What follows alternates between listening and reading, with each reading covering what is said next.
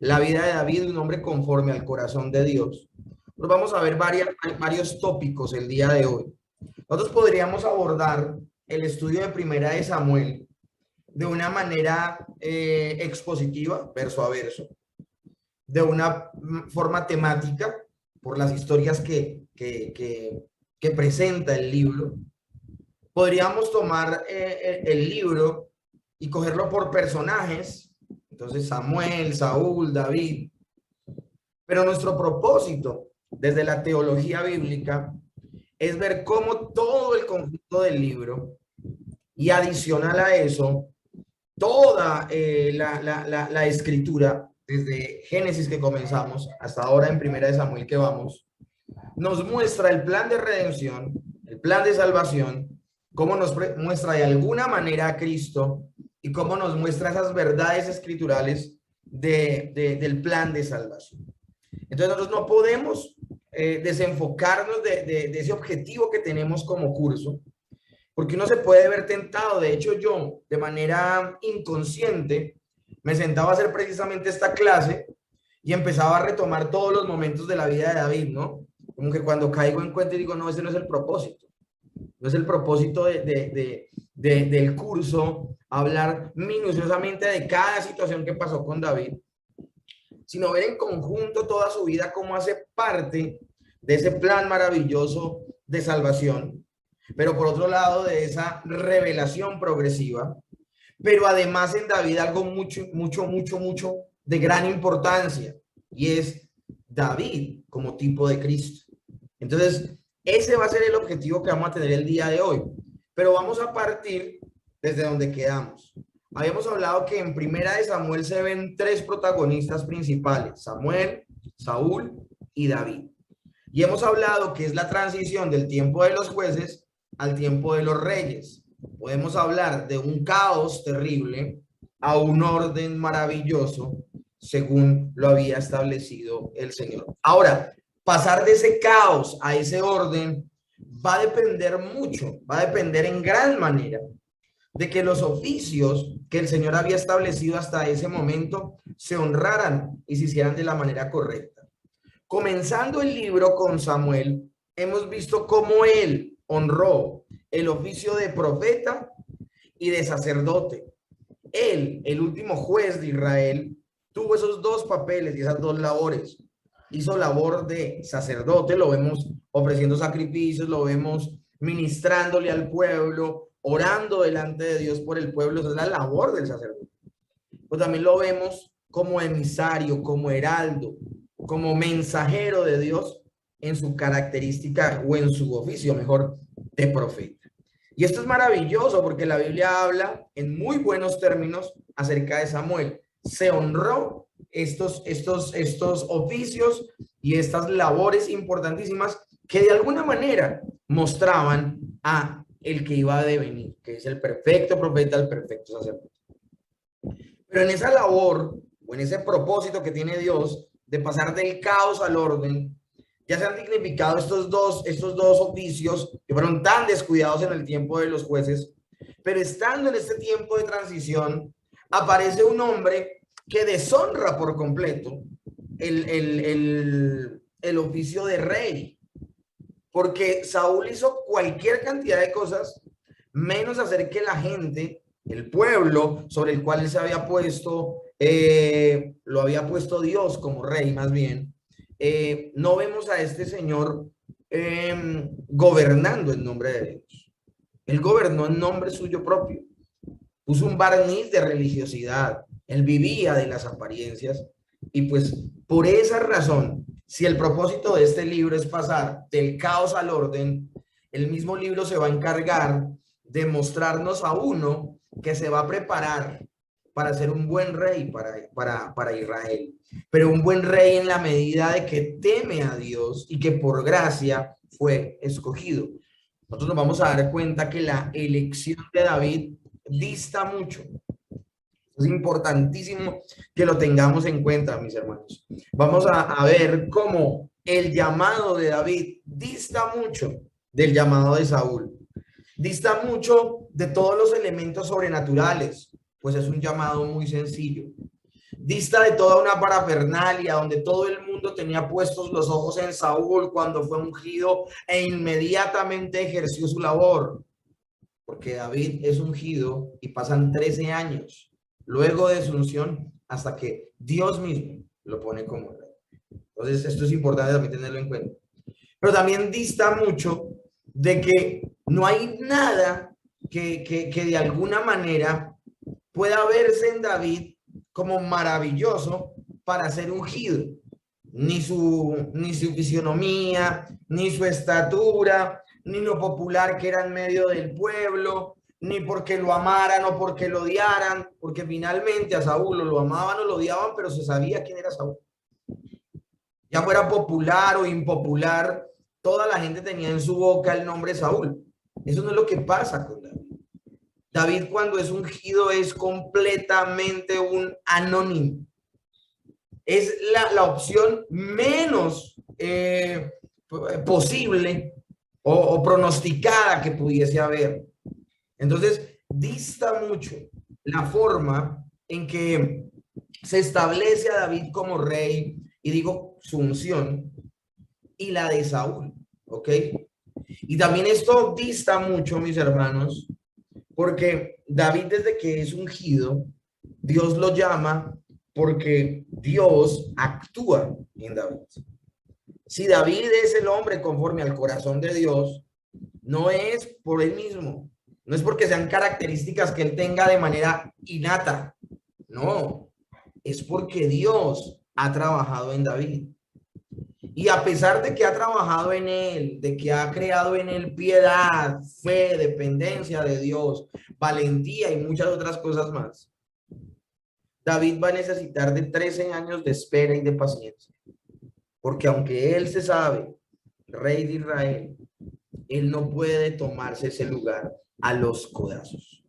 Él no puede, porque fue ungido, un día de buenas a primeras llegar y hacerle algo a Saúl y tomar su lugar. Si es Dios quien llamó a David a ser rey, es Dios quien lo va a poner. Y esto es interesante y quiero que lo tengan muy en claro, mis hermanos. Si Dios está proponiendo pasar del caos al orden a su pueblo, Él no va a establecer su rey, el rey que tiene el corazón en el cual Él ha trabajado, el rey que teme a Dios, que honrará delante del pueblo a Dios y honrará los oficios de sacerdote, profeta y rey. Dios no va a permitir que ese rey llegue en caos, en desorden, asesinando personas, abriéndose a la puerta a codazos. No. Por eso David, y aquí es donde comenzamos a ver por qué David es quien es. David se sabe ungido por Dios. David se sabe ungido por Dios. El profeta, aquel que ninguna palabra de Dios cayó en tierra, oró por él, lo ungió con aceite y dijo, eres el rey de Israel. Y esto es interesante, mis hermanos. Yo se los nombraba la semana inmediatamente anterior. Saúl recibe la profecía de parte de Samuel y le dice, es quitado el reino de tu mano y es dado a tu prójimo. Eso es impresionante. Pero inmediatamente Samuel se va a llorar por un tiempo indeterminado por Saúl, al punto que Dios tiene que decirle a Samuel, ¿hasta cuándo vas a llorar a Saúl? Llena nuevamente tu cuerno de aceite, yo ya me he provisto de rey. Y cuando dice yo ya me he provisto de rey, no es que tan pronto cayó Saúl, yo fui hecho un vistazo y ya sé quién es el candidato, no. Todo esto sucedió desde antes de la fundación del mundo, mis hermanos. Todo esto sucedió desde antes de la fundación del mundo. Desde antes de la fundación del mundo, el Señor escogió a Saúl como rey. Desde antes de la fundación del mundo, escogió Dios a David como rey. Pero ustedes saben que la soberanía de Dios, se cumple a través de la providencia de Dios. Y aunque todas las cosas, Dios las ha determinado, y Dios es la causa primaria de todo, ejemplo, Dios es la causa primaria de que Saúl sea rey. Las causas secundarias son la creación o las criaturas, en este caso las criaturas morales, las que pidieron una clase de rey, Saúl. Y por eso se conoce a Saúl como el rey que tiene el corazón conforme al pueblo. Pero este David tiene, y las condiciones en las que David llega a ser rey, distan tanto, son tan lejanas, son tan diferentes a las condiciones en que se estableció Saúl, que por eso es que se llama el hombre conforme al corazón de Dios. El pueblo pidió algo y se le dio eso.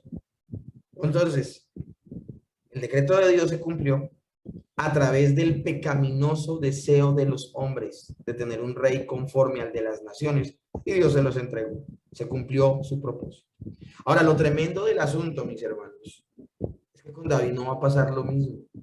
Y David, durante 13 años, tuvo constantemente la tentación de hacer las cosas como al hombre le parece.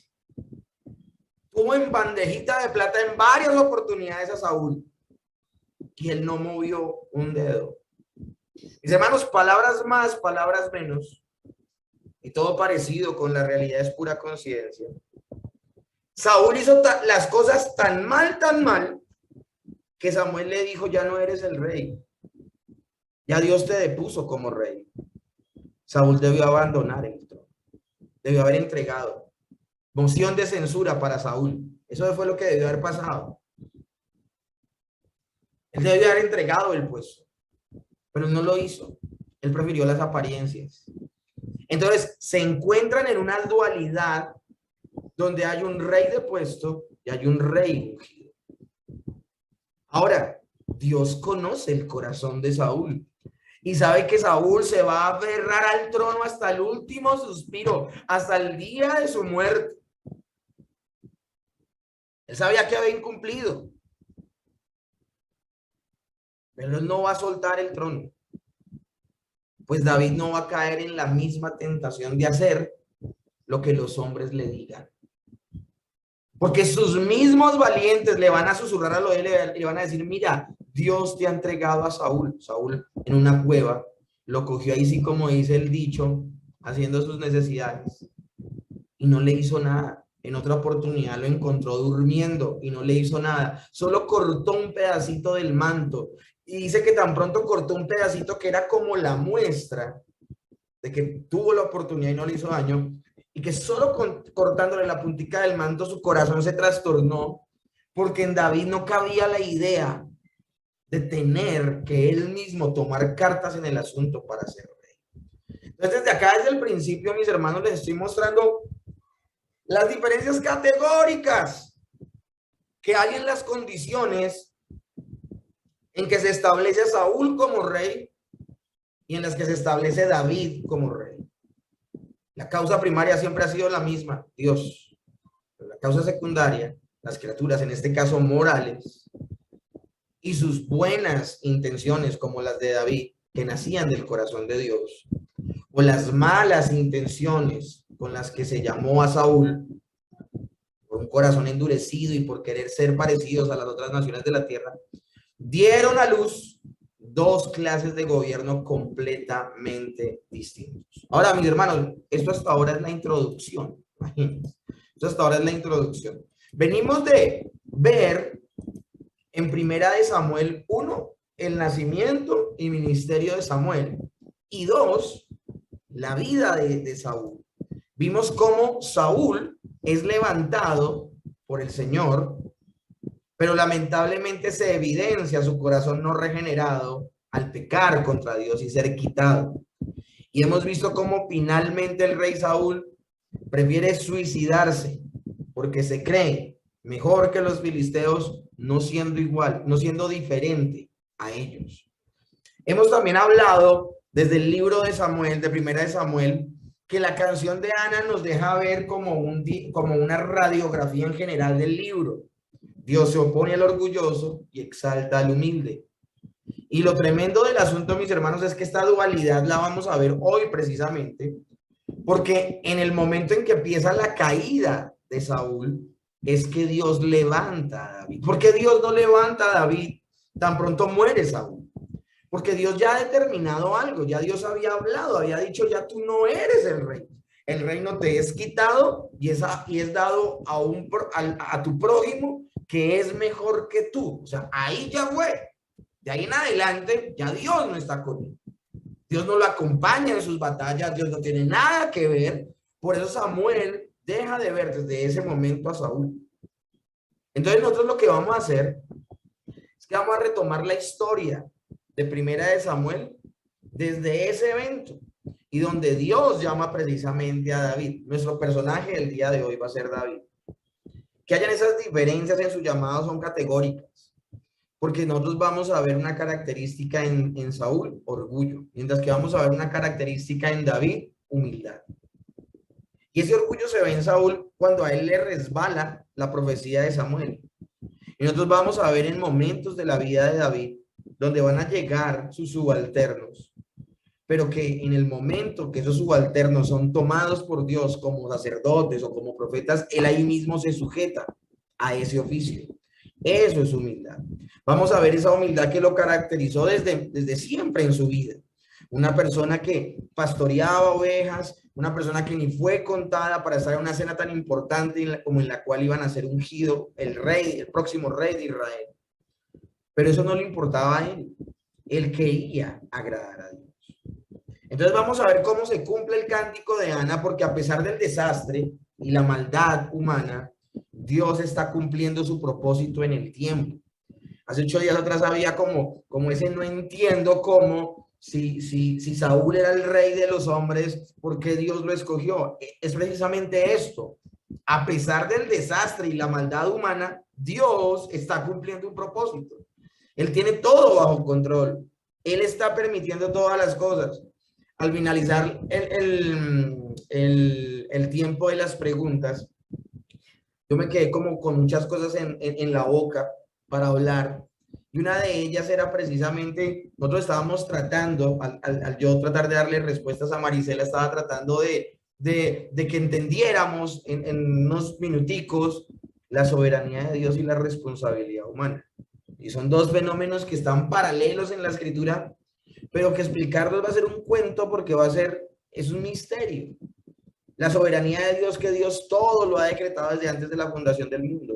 Pero la responsabilidad humana, los hombres somos responsables de las decisiones que tomamos en tiempo real. Entonces, pues por esa razón como que estábamos hablando de temas que finalmente pues no va a haber una respuesta completa. Y sencillamente, como bien lo decía Connie, hay que confiar en el Señor. Y también esta canción menciona que un día Dios levantará un rey ungido para su pueblo. Y este punto sí que se vuelve importantísimo en la vida de David y en el tema que vamos a ver el día de hoy. ¿Por qué, mis hermanos? Porque no solamente con David y con Saúl vimos la diferencia radical que hay, perdón, entre creyentes e incrédulos, sino que hay algo más allá. ¿Y qué vemos más allá? Si nosotros vamos a ver la cronología básica de la Biblia, y este curso comienza precisamente apuntando allá. ¿Cómo ver un hilo conductor en todos los libros que apunten a ese plan de salvación, que apunten a este Mesías? Mis hermanos, con la venida de David, con ese propósito que Dios tiene con David, David se convierte en un personaje tan importante, mis hermanos, como en su momento Noé, como en su momento Abraham, como en su momento Moisés. Y ahora, este jovencito de 16 años, este jovencito que cuida ovejas, este jovencito que no le va a temer a un gran paladín como era Goliat, este jovencito que ha sido ungido como rey en el momento más débil de su vida, porque él no es llamado como rey por quien es, sino a pesar de quien es. Y Dios empieza a obrar en él. Con ese jovencito Dios va a hacer un nuevo pacto. Ahora, cuando hablo de un nuevo pacto, hablo de esa revelación progresiva. No estoy hablando del nuevo pacto del Nuevo Testamento, no. Estoy hablando de una de esas actualizaciones pactuales, como lo llama Sugel Michelet. Y lo va a hacer con David, precisamente. Y es por esa razón, si nosotros queremos conocer en qué punto vamos de la historia, pues tenemos que recordar esa cronología de la Biblia. Hemos hablado de 3 pactos puntuales. El pacto de redención, se reúne la Trinidad, el Padre, el Hijo y el Espíritu Santo, y acuerdan salvar a los humanos, a los seres humanos. No a todos, a los elegidos. Y van a ser salvados a través de un plan que el Padre creó y a través de una obra que el Hijo va a consumar. Y los van a salvar a través de una obra que el Espíritu Santo va a aplicar en tiempo real al creyente. Pero con el paso del tiempo y cuando Dios crea al hombre, ese hombre recibe un pacto de parte de Dios, que es el pacto de obras. Pacto que muy rápidamente el hombre rompe. Adán tenía que comprobar que merecía estar en el jardín del Edén, pero desobedece de manera rebelde y completamente insensible a lo que le ha enseñado Dios. Toma del fruto del árbol de la ciencia del bien y el mal. Y como no cumple la condición, el pacto de obras se rompe y ellos se encuentran en un estado de condenación. El Señor tan lindo, en Génesis 3:15, habla del protoevangelio, de la mujer, nacerá uno que le pise la cabeza a la serpiente, mientras ésta le herirá el talón. Y de ahí nace, escúchenme bien, no que en ese momento se haya inventado, sino que hasta ese momento lo verbaliza el Señor y se lo da a entender, se lo enseña a los seres humanos, y es el pacto de gracia. Ya el hombre no tiene que hacer absolutamente nada para salvarse. Son las obras de otro. ¿De quién? De ese que van a hacer de la mujer el que lo va a salvar, el que lo va a ayudar. Ahora, ese pacto de gracia es el que tiene ciertas actualizaciones. Yo alguna vez les voy a hacer un examen, no sé cuándo, pero ojalá, y que cuando yo les pregunte cuántas clases de pacto hay, ustedes sean claros en poderme decir solo 3. Pacto de redención, pacto de obras, pacto de gracia. Ahora, el pacto de redención es el pacto donde se planeó y donde se pusieron de acuerdo el Padre, el Hijo y el Espíritu Santo para hablar del pacto de gracia. Eso es interesante, el pacto de gracia. El pacto de redención está muy conectado al pacto de gracia, porque el pacto de redención fue el pacto que hicieron entre la Trinidad para llevar a cabo el pacto de gracia.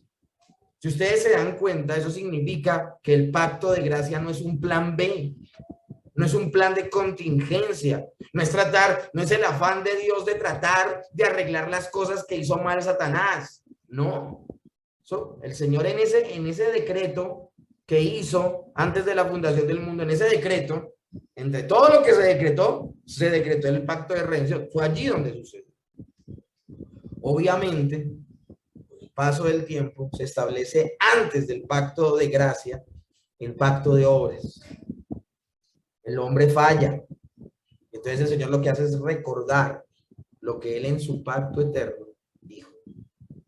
Por gracia se salvarán todos los que depositen su fe en la forma en que yo los voy a salvar. Es a través de uno que nacerá de la mujer. Y empieza inmediatamente en ese pacto de gracia la promesa de salvación en Cristo, y le muestra una partecita a Noé y le dice: yo voy a preservar a la raza humana, no la voy a destruir completamente, porque esa raza humana vendrá el Mesías, el que he prometido. Con el pacto con Abraham, él le promete a Abraham que levantará un pueblo de toda la humanidad. Imagínense esto. Dios le dice a Noé: como he prometido que de la mujer vendrá el Salvador, no voy a acabar con la humanidad. Una promesa de estabilidad. No acabaré con la humanidad. Pero la humanidad es algo muy grande para decir, bueno, ¿y de dónde viene el Mesías? ¿De dónde viene el Salvador? ¿De dónde viene el sustituto? ¿De dónde viene el Salvador? Bueno, el Señor de toda esa humanidad escoge a un hombre, y ese hombre levantó una nación, el pacto con Abraham. Ahora, A esa nación le entrega una ley para regular su pecado, para que ellos entiendan su incapacidad de poderla cumplir y salvarse, porque de alguna manera en el pacto mosaico hay una parte de que si ellos obedecen a la palabra serán bendecidos, pero si no cumplen, pues serán castigados. Eso lo dice el pacto mosaico. Por eso están las bendiciones y las maldiciones de Deuteronomio 28. Pero juntamente con esa ley se les entrega el sistema sacrificial, donde a ellos se les dice: ustedes no van a poder cumplir perfectamente esa ley, necesitan de un sustituto que limpie su pecado. Pero ese sistema sacrificial sencillamente apuntaba a uno que no ha venido todavía. Bueno, mis hermanos, el día de hoy, con lo que vamos a estar viendo y hablando acerca de David, llega una nueva etapa de este pacto de gracia, y es precisamente el pacto con David. Y es a David donde se le va a prometer un rey. Y uno diría, bueno, pero vamos a hablar del rey que tiene el corazón conforme al de Dios. Vamos a hablar de David, el mejor rey de Israel. Pero es que ahorita les voy a mostrar un diagrama de toda la vida de David. Y nos vamos a dar cuenta que lo mejorcito del hombre no alcanza los estándares de Dios. Por eso fue que desagradó tanto la petición del pueblo a Dios. No te han rechazado a ti, Samuel, me han rechazado a mí. Los estándares de los seres humanos no son los mismos que los de Dios. Y por eso, mis hermanos, el mejor rey de Israel, lo vamos a ver en unas, y entonces uno dice, si esto es lo mejor en medio de los hombres, ¿qué nos espera? Y por eso es que, haciéndoles un resumen, un pequeño spoiler de lo que nos resta del Antiguo Testamento, el Antiguo Testamento terminará con un mal sabor de boca. Toda la nación de Israel esperando al perfecto profeta, al perfecto sacerdote, al perfecto rey, esperando al Salvador, porque ninguna de las personas que se han levantado, ninguno de los sacerdotes, ni de los profetas, ni de los reyes que se han levantado, ninguno de ellos llena los requisitos de perfección y de divinidad que demandaba el Mesías. Entonces, todo esto, mis hermanos, está apuntando al nuevo pacto, Nuevo Testamento, el Rey Redentor que cumple la promesa de salvación de Génesis 3:15. Nosotros no podíamos perder de vista esto. Y con David tengo la mejor ocasión y oportunidad de recordarles hacia dónde estamos apuntando desde que comenzamos con la primera materia, con Génesis. Y mis hermanos, hay un pasaje que me parece impresionante. Y ese pasaje nos muestra precisamente, me desaparece por acá. Este pasaje nos muestra precisamente que yo no estoy exagerando al decirles a ustedes que este tiempo es categórico. Mateo capítulo 1 nos habla de la genealogía de Jesús. Y en la genealogía de Jesús se nos habla que desde Abraham hasta David hay 14 generaciones. Y desde David hasta la deportación de Babilonia hay 14 generaciones. Y desde la deportación de Babilonia hasta el nacimiento del Señor Jesucristo hay 14 generaciones. Entonces, son momentos coyunturales que hay que tener en cuenta. Y no les voy a leer todo el pasaje, pero hice una labor. Abraham, Isaac, Judá, ojalá ustedes puedan allí donde están contar las generaciones. Acabo de saltar a Jacob para que ustedes cuenten cuántas son. Y se van a dar cuenta que están las 14 generaciones, mis hermanos. Y lo tremendo del asunto, mis hermanos, es que por eso se convierte en un tiempo coyuntural el advenimiento de David. Por esa razón, mis hermanos. Por esa razón era tan importante que las personas entendieran el tiempo que se está viviendo. Entonces, David es levantado y nosotros vamos a ver que hay dos partes en la vida de David. La primera parte es la que va a ser descrita en Primera de Samuel. Él aparece desde el capítulo 16 hasta el capítulo 31 de Primera de Samuel. Y así como en Primera de Samuel se abre la historia con Samuel y luego se retoma la historia con Saúl y su muerte, podemos hablar de una primera etapa en la vida de David desde que es ungido hasta que es puesto como rey, en principio solo de Judá. Y eso lo vamos a ver que sucede luego, inmediatamente después de la muerte de Saúl. Entonces podemos hablar de que cuando David es levantado, la Biblia nos habla de su adolescencia, cuando fue pastor, cuando fue ungido, cuando él tocaba el arpa para Saúl, cuando peleó contra Goliat, cuando se volvió amigo de Jonatán, pero también por sus éxitos en la guerra y por su dependencia a Dios, sufre lastimosamente de los celos de Saúl y lamentablemente pues empieza a ser perseguido.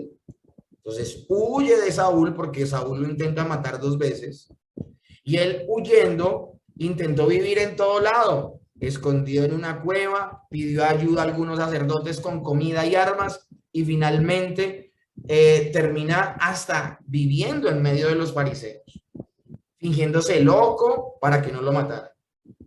La cueva de Adulam se volvió un lugar muy frecuente para David, con él y sus valientes y aún con familiares de él.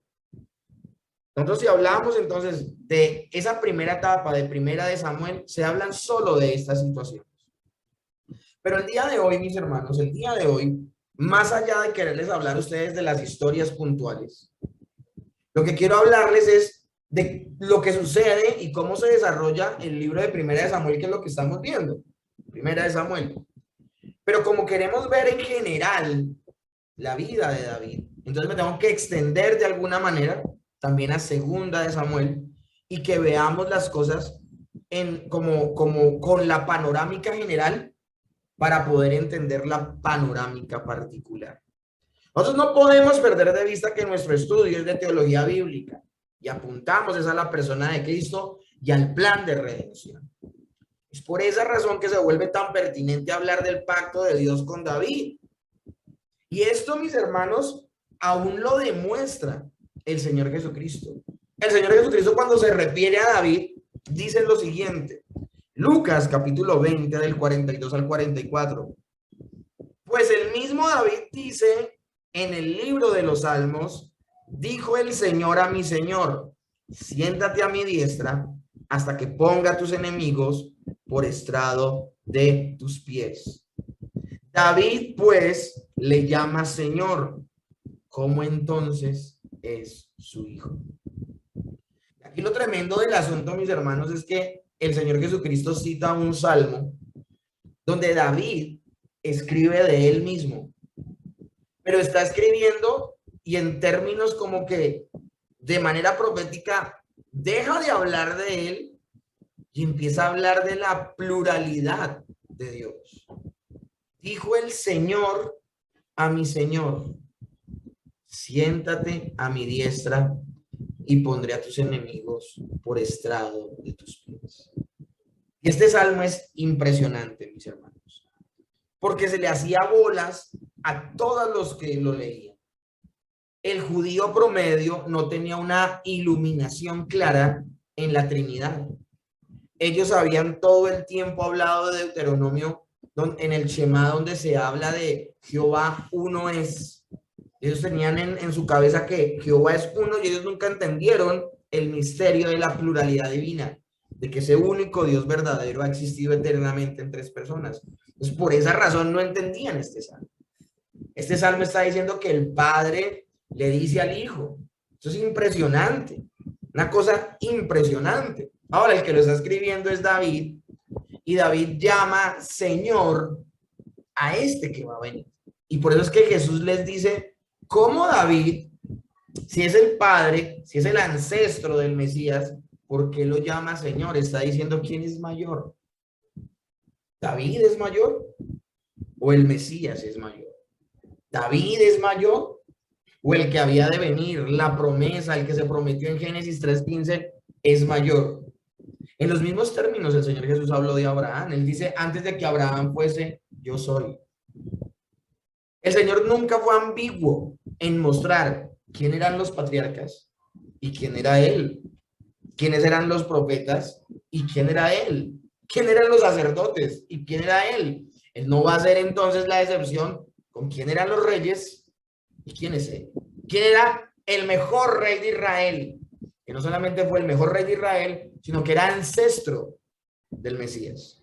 Por eso a Jesús se le va a conocer como el hijo de David. Entonces, mis hermanos, es importante que nosotros el día de hoy hagamos esta conexión entre Jesús y David. Ahora, hablando de esto, y antes de concentrarnos en el cuadro, me gustaría hablarles de eso. O sea, nosotros nos podemos concentrar en estudiar las historias de la vida de David. También podemos centrarnos en estudiar a David como tipo de Cristo. O podemos hacer un estudio verso a verso de Primera de Samuel, Segunda de Samuel y hasta Primera de Reyes, que se hablan también de cositas allí, de las últimas órdenes que le da David a su hijo Salomón antes de ser rey. Entonces, lo tremendo del asunto, mis hermanos, es que nosotros hemos optado, porque nuestro estudio de teología bíblica es ver en la vida de David y de estos otros hombres, como son Samuel y Saúl, la conexión que hay con el plan de redención y con el Mesías. Maravilloso. Hablemos de David.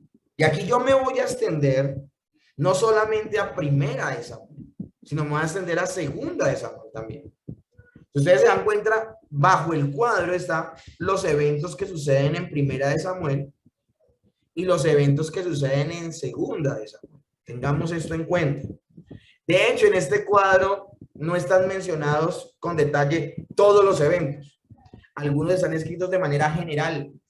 Es como para que más o menos veamos cómo la Biblia retrata la vida de David. Todo comienza en el capítulo 16, donde es llamado y ungido. De ahí en adelante el capítulo 17 con la pelea contra David y Goliat, cómo el pueblo veía a David, que era un joven de hermoso semblante, que sabía tocar, que era experimentado, bueno, todas las características.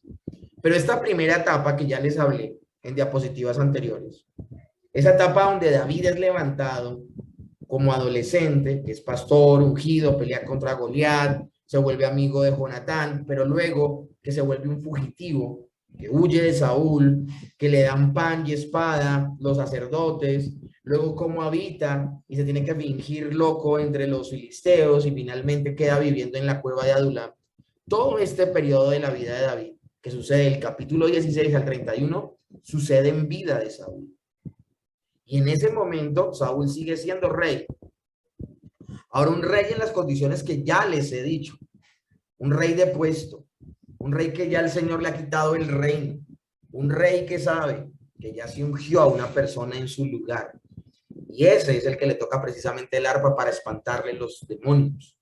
Es precisamente ese que defiende al pueblo, porque la Biblia dice que David salía y entraba delante del pueblo, que nunca perdió una batalla, que Saúl le pedía 100 prepucios de filisteos y traía 200 para casarse con la hija del rey, que nunca el Señor permitió que conociera la derrota David por a quien representaba. David representaba a Dios, el respaldo de Dios.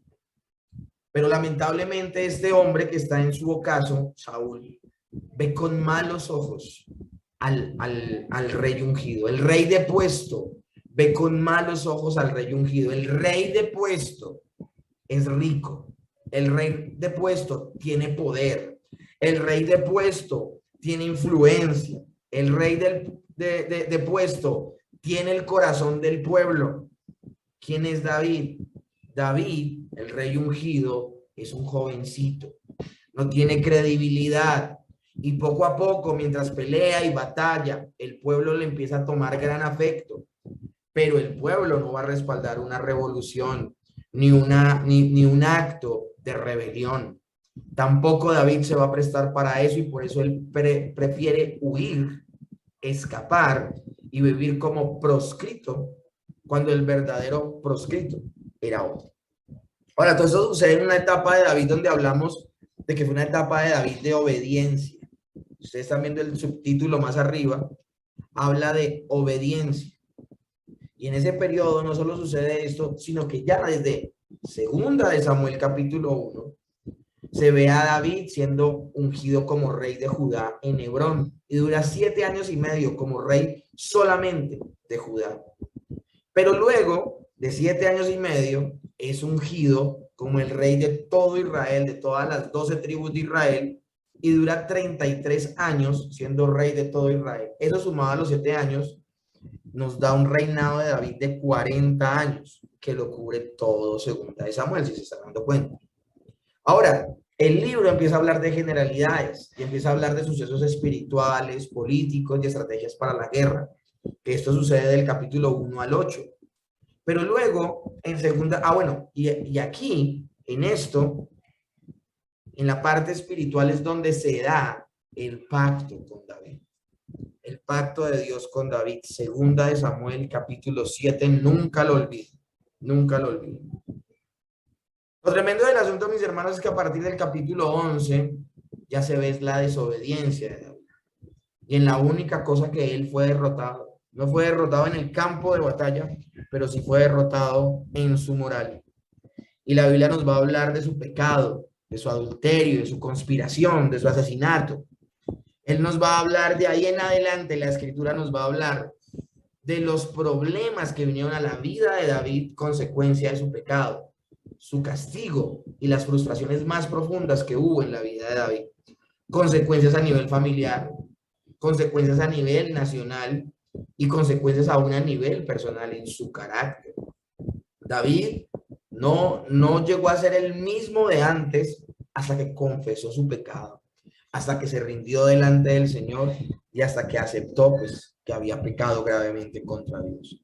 Cuando hablamos de las consecuencias de la familia, pues la división terrible que hay entre sus hijos, aún entre ellos se matan y se violan. Aún un hijo de él se va a levantar en rebelión contra David y tomará su reino, que será una de las consecuencias que sufrirá su nación, porque su nación va a sufrir de juicios, de enfermedades y de la misma rebelión de uno de sus hijos. Porque tengo que aclararles que la única oportunidad donde David pecó no fue solamente con Betsabé, sino también cuando hizo un censo que no debía hacer. Varias oportunidades mostró orgullo, arrogancia, altivez. Y bueno, ahí es donde muestra su corazón conforme al corazón de Dios. Porque siempre que el Señor le llamó la atención, él trabajó por arrepentirse y por vivir para la gloria de Dios. Alguien podría decir, ¿cómo una persona que cometió tan grandes errores, como una persona que cometió tan grandes desaciertos, como una persona que pudo equivocarse de tal manera puede ser llamada el hombre conforme al corazón de Dios? Mis hermanos, estamos hablando de una época donde el Espíritu Santo no se movía como se mueve ahora en los creyentes. Estamos hablando de una época donde el Espíritu Santo iba y venía, donde el Espíritu Santo reposaba sobre una persona para capacitarla para una labor, con oportunidades se iba. Es por esa razón que David en el Salmo de arrepentimiento dice, Señor, no quites de mí tu Santo Espíritu. Esa oración que hace David en el Salmo al día de hoy, no es necesario que nosotros la hagamos, porque el Espíritu Santo no se va. Nuestra labor ahora es no contristar al Espíritu. Cuando David pecó, el Espíritu Santo se fue. Por eso él dice en el Salmo, mi verdor se convirtió en de sequedades, porque de día y de noche se agravó sobre mí tu mano. Se secaron mis huesos en mi gemir todo el día. Entonces habla de una situación terrible la que está viviendo David. Se cree, por ejemplo, que en el tiempo, no hablemos de esos momentos de pecado, pero hablemos de tiempos donde David echó mano de una estrategia, volviendo aquí a Primera de Samuel, cuando él huye y se refugia entre los filisteos. Algunos autores bíblicos dicen que esa decisión no fue muy acertada de parte de David. Si él tuvo que engañar y pasar por bobo y por idiota, por tonto, se cree que fue una decisión que no fue muy sabia. No venía. Pues algunos eruditos de la escritura dicen que en el tiempo que él estuvo viviendo en Filistea no compuso nunca un salmo. Imagínense eso, o sea, ¿cómo podía haber momentos en la vida de David donde brillaba mucho la presencia de Dios en su vida y había otros donde no brillaba? Porque mis hermanos, o sea, lo privilegiados que somos nosotros al día de hoy con la presencia del Espíritu permanente en la vida del creyente es tremenda, mis hermanos. Entonces no podemos hablar que los antiguos, las personas que vivieron en el Antiguo Testamento, vivieron una vida de continua victoria en contra del pecado, cosa que nosotros sí podemos vivir. Si el creyente al día de hoy peca, es porque ha sido negligente en permitir que el Espíritu Santo tome el control de su vida y ande en el Espíritu. Si el creyente al día de hoy peca, es porque ha abandonado los medios de gracia o los ha descuidado, y por esa razón el hombre viejo, su remanente de pecado, ha tomado más fuerza dentro de su interior. Pero cuando hablamos del Antiguo Testamento, hablamos de que estas personas, por no tener al Espíritu Santo permanentemente en sus vidas, cuando el Espíritu Santo no estaba en sus vidas, ellos podían caer en el pecado. Las personas del Antiguo Testamento perdieron la batalla contra el pecado, porque la única manera de tener una continua victoria en contra del pecado, en contra de la maldad, es teniendo a Dios adentro. Entonces, bajo esta luz, mis hermanos, por eso es que David se le llama el hombre conforme al corazón de Dios, porque a pesar de esta situación, que no es nuestra situación, por eso hacemos mal, y yo lo decía en su momento, compararnos con un Sansón. No, Sansón se la pasó embarrándola todo el tiempo y al final se arrepintió. ¿Pero por qué? Porque el Espíritu Santo iba y venía. Él le ruega a Dios, concédeme por última vez tu Santo Espíritu, y el Señor se lo da. Sansón muere con la presencia del Espíritu Santo en su vida. Ese no es el caso de nosotros, mis hermanos. Una persona que vive al desorden de la vida de Sansón al día de hoy, lo que estaría demostrando es que no es un verdadero creyente. Una persona que salga con esta clase de pecados diciendo que es creyente, adulterio, conspiración y asesinato, sería escandaloso para esta época. Entonces, miren lo importante que se vuelve en nuestras vidas para interpretar correctamente el texto bíblico, que sepamos la cronología de los eventos, que sepamos cómo va esa revelación progresiva, aumentando, aumentando y aumentando, y saber el porqué de las cosas. Ahora, David, porque el Espíritu Santo no estaba en su vida de manera permanente, no es responsable de haber pecado. Claro que es responsable. Es tan responsable que por eso el Señor lo tiene que disciplinar. Claro que es responsable. Ese no es el propósito al decir lo que les digo, quitarle responsabilidades. No. Es mostrar la dinámica tan diferente entre la vida antes de que el pacto de gracia se consumara y ahora que se ha consumado. ¿Por qué nosotros tenemos ahora de manera permanente el Espíritu Santo en nuestras vidas? ¿Por la obra de Cristo? Porque esta gente tenía puesta su mirada en una promesa. El que nazca de la mujer, el hijo de Abraham, el profeta similar a Moisés,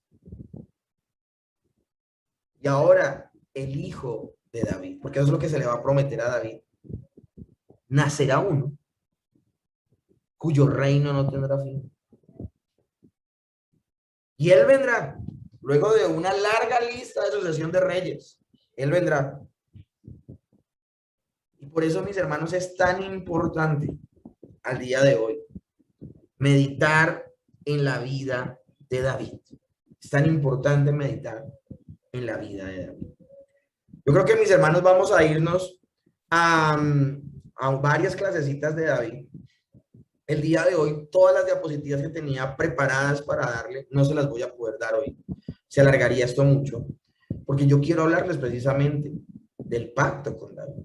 Quiero hablarles de eso, qué significa, hacia dónde apunta, cuál es esa nueva dimensión que Dios le va a dar a ese pacto de gracia con el pacto que va a hacer con David. Pero creo que al día de hoy ya tenemos muchas cosas en que pensar, les he dado bastante información. Y por eso lo que vamos a hacer es que vamos a orar y si hay preguntas, los escucho. Amado Señor, yo te doy muchas gracias por este tiempo, por tu amor y misericordia y por la oportunidad que nos das de reflexionar en la vida de este hombre de Dios. Te damos gracias por la palabra, Señor, por la escritura, por permitirnos meditar en el Antiguo Testamento, Señor. Gracias, Señor, por permitirnos ver desde las escrituras este plan maravilloso de salvación.